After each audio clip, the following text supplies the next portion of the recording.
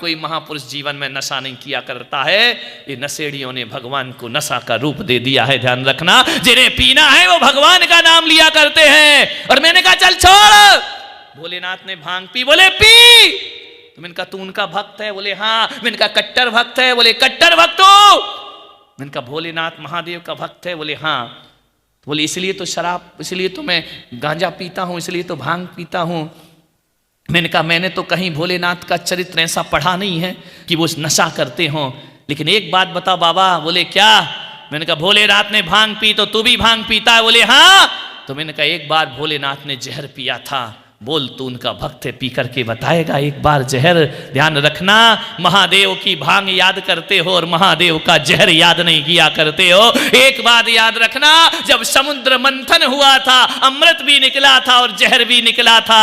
जब जब अमृत निकला तो देवताओं ने प्याले बढ़ा दिए, अमृत हम पिएंगे, अमृत हम पिएंगे। कोई ने अमृत पिया।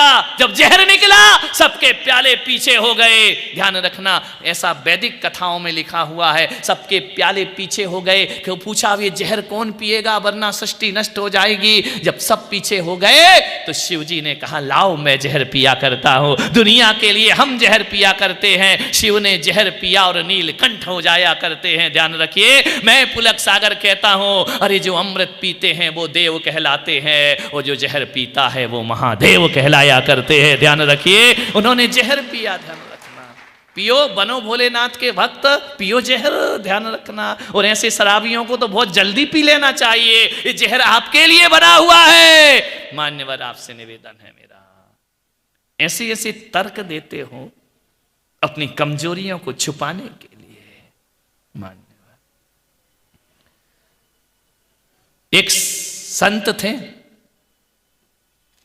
उन्होंने एक शहर में शराब पे बहुत अच्छा प्रवचन किया। समाज के लोग बहुत खुश हुए कि संत जी आपने बहुत अच्छा व्यसन पे बोले। लेकिन प्रवचन के बाद मालूम है क्या घटना घटी? पंडाल के बाहर एक शराबी कीचड़ में शराब पी के पड़ा है।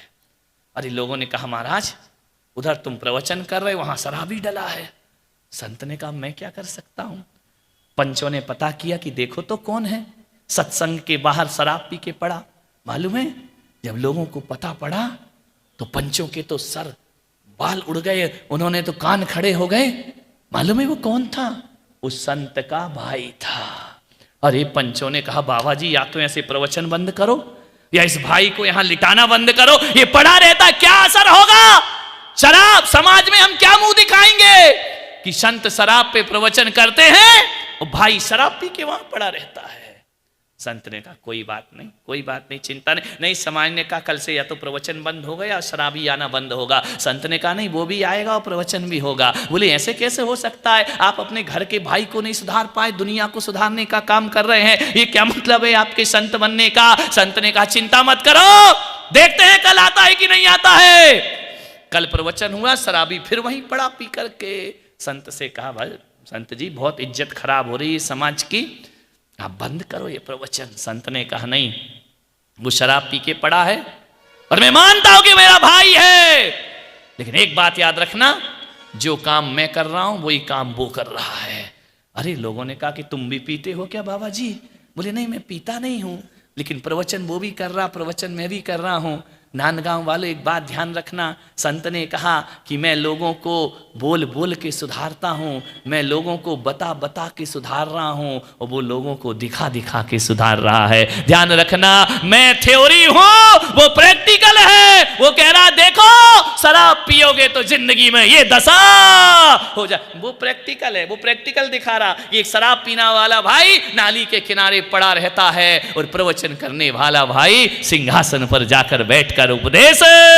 उसके बाद भी तुम ना सुधरो तो तुम्हारे जैसे धृतराष्ट्र दुनिया में कोई और नहीं हो सकते। एक आदमी बहुत बीमार हो गया, मुल्ला नसरुद्दीन ने शराब पी ली, शराब के नसों में दूध हो गया, सूख के कांटा हो गया। बीमार था, मालूम है इतना बीमार कि शराब से उसका जीवन बर्बाद हो गया।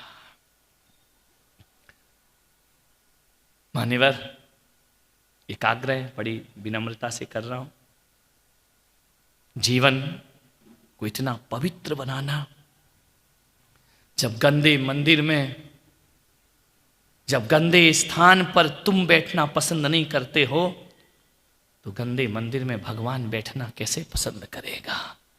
अब देह के देवालय को इतना पवित्र बनाओ कि इसमें परमात्मा आकर बैठे। वैदिक परंपरा में कहा कि विष्णु जी क्षीर सागर में लेटे हुए हैं, शेष नाग की सैया पर, ध्यान रखना।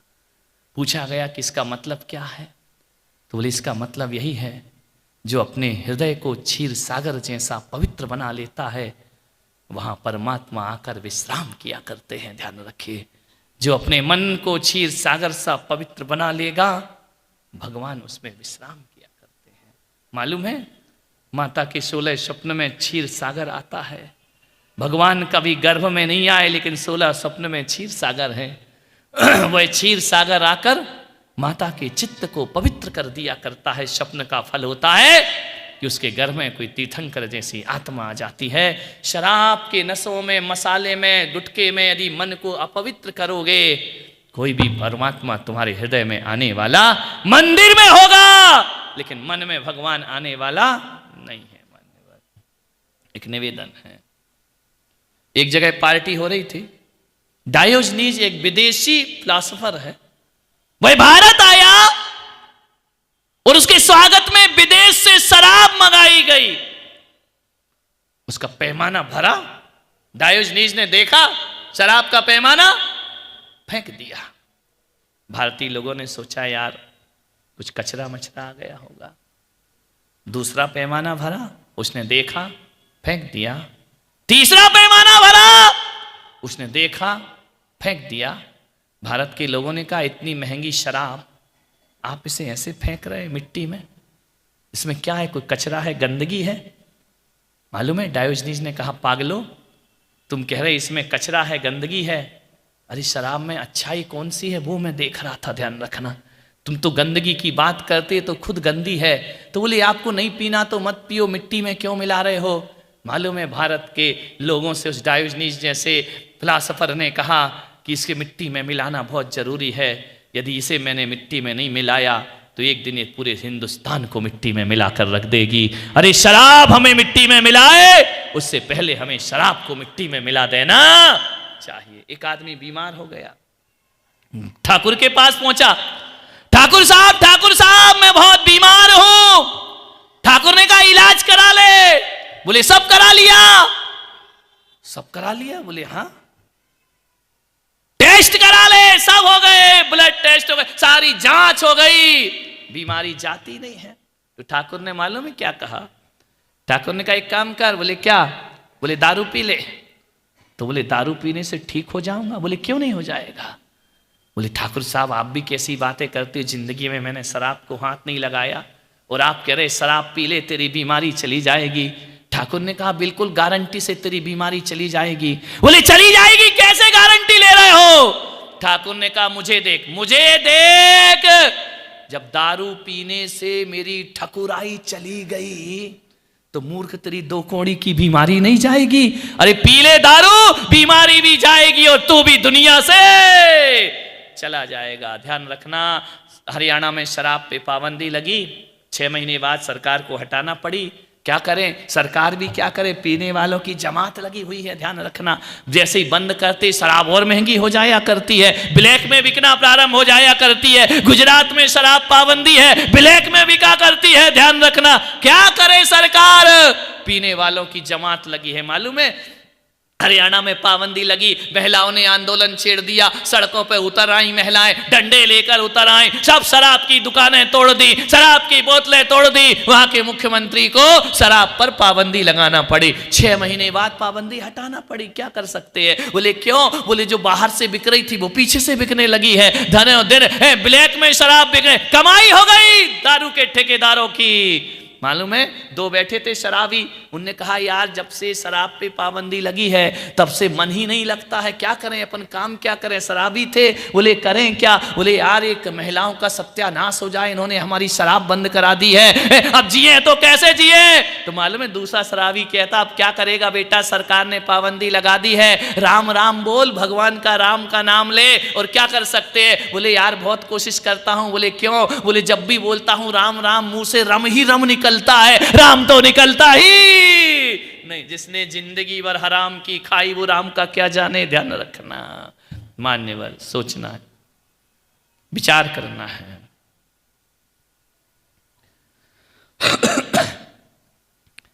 एक आदमी शराब पीकर आ गया घर में, और जैसे ही शराब पीकर आया पत्नी ने देखा, फिर पी के आ गया, फिर पी के आ गया। पत्नी ने कहा क्यों रे, तूने शराब क्यों पी, अंदर नहीं घुसने दूंगी, शराब क्यों पी। उसने कहा मेरा स्वास्थ्य खराब था।